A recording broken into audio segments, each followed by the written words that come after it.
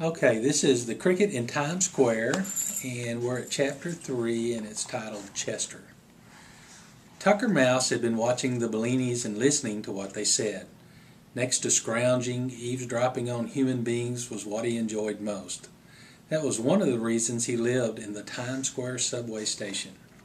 As soon as the family disappeared, he darted out across the floor and scooted up to the newsstand. At one side, the boards had separated and there was a wide space he could jump through. He'd been in a few times before, just exploring. For a moment he stood under the three-legged stool, letting his eyes get used to the darkness. Then he jumped up on it. "Psst," he whispered. "Hey, you up there, are you awake?" There was no answer. "Psst, psst, hey," Tucker whispered again, louder this time. From the shelf above came a scuffling, like little feet feeling their way to the edge. "Who is that going psst?" said a voice. "It's me," said Tucker, "down here on the stool." So there we are, Tucker on the stool.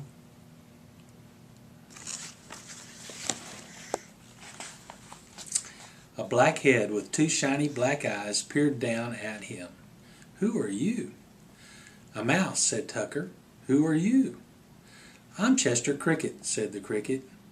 He had a high musical voice. Everything he said seemed to be spoken to an unheard melody. "My name's Tucker," said Tucker Mouse. "Can I come up?" "I guess so," said Chester Cricket. "This isn't my house anyway." Tucker jumped up beside the cricket and looked him all over. "A cricket," he said admiringly. "So you're a cricket. I never saw one before." "I've seen mice before," the cricket said. "I knew quite a few back in Connecticut." "Is that where you're from?" asked Tucker. "Yes," said Chester. "I guess I'll never see it again," he added wistfully. "How do you get to New York?" asked Tucker Mouse. "It's a long story," sighed the cricket. "Tell me," said Tucker, settling back on his haunches. He loved to hear stories. It was almost as much fun as eavesdropping if the story was true. "Well, it must have been 3 days ago," Chester Cricket began. "I was sitting on top of my stump, just enjoying the weather and thinking how nice it was that summer had started. I lived inside an old tree stump, next to a willow tree, and I often go up to the roof to look around. And I'd been practicing jumping that day too. On the other side of the stump from the willow tree there's a brook that runs past, and I'd been jumping back and forth across it to get my legs in condition for the summer. I do a lot of jumping, you know." "Me too," said Tucker Mouse, "especially around the rush hour." "And I had just finished jumping when I smelled something," Chester went on. "Liverwurst, which I love." "You like liverwurst?" Tucker broke in.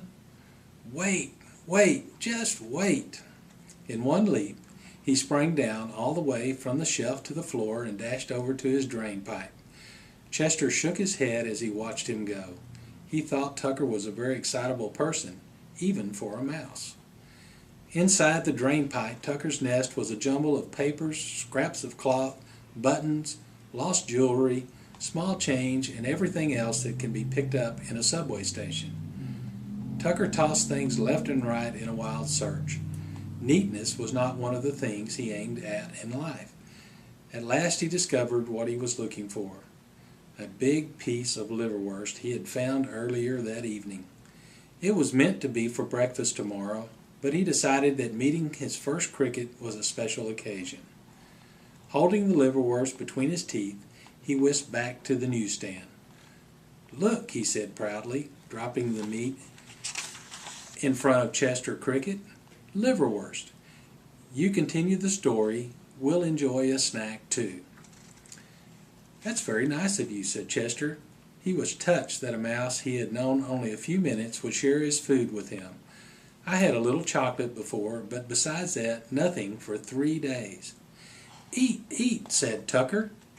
He bit the liverwurst into 2 pieces and gave Chester the bigger one. "So you smelled the liverwurst. Then what happened?" "I hopped down from the stump and went off toward the smell," said Chester. Very logical, said Tucker Mouse, munching with his cheeks full. Exactly what I would have done. It was coming from a picnic basket, said Chester. A couple of tuffets away from my stump the meadow begins, and there was a whole bunch of people having a picnic. They had hard-boiled eggs and cold roast chicken and roast beef and a whole lot of other things besides the liverwurst sandwiches which I smelled. Tucker Mouse moaned with pleasure at the thought of all that food. They were having such a good time laughing and singing songs that they didn't notice me when I jumped into the picnic basket, continued Chester. I was sure they wouldn't mind if I had just a taste. Naturally not, said Tucker Mouse sympathetically.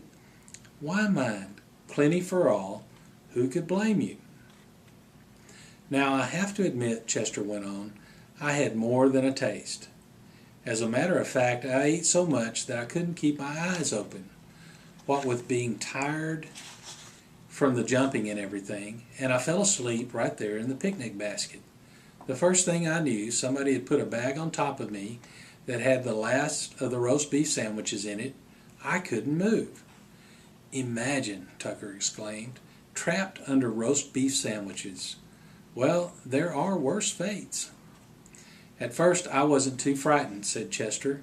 After all, I thought, they probably come from New Canaan or some other nearby town. They'll have to unpack the basket sooner or later. Little did I know, he shook his head and sighed. I could feel the basket being carried into a car and riding somewhere and then being lifted down. That must have been the railroad station. Then I went up again, and there was a rattling and roaring sound the way a train makes. By this time I was pretty scared. I knew every minute was taking me farther away from my stump, but there wasn't anything that I could do. I was getting awfully cramped, too, under those roast beef sandwiches. Didn't you try to eat your way out? Asked Tucker. I didn't have any room, said Chester, but every now and then the train would give a lurch, and I managed to free myself a little. We traveled on, and then the train stopped. I didn't have any idea where we were, but as soon as the basket was carried off, I could tell from the noise it must be New York. You never were here before? Tucker asked. Goodness, no, said Chester, but I've heard about it. There was a swallow I used to know who told about flying over New York every spring and fall on her way to the north and back. But what would I be doing here? He shifted uneasily from one set of legs to another. I'm a country cricket. Don't worry, said Tucker Mouse. I'll feed you liverwurst. You'll be all right. Go on with the story. It's almost over, said Chester. The people got off one train and walked a ways and got on another, even noisier than the first.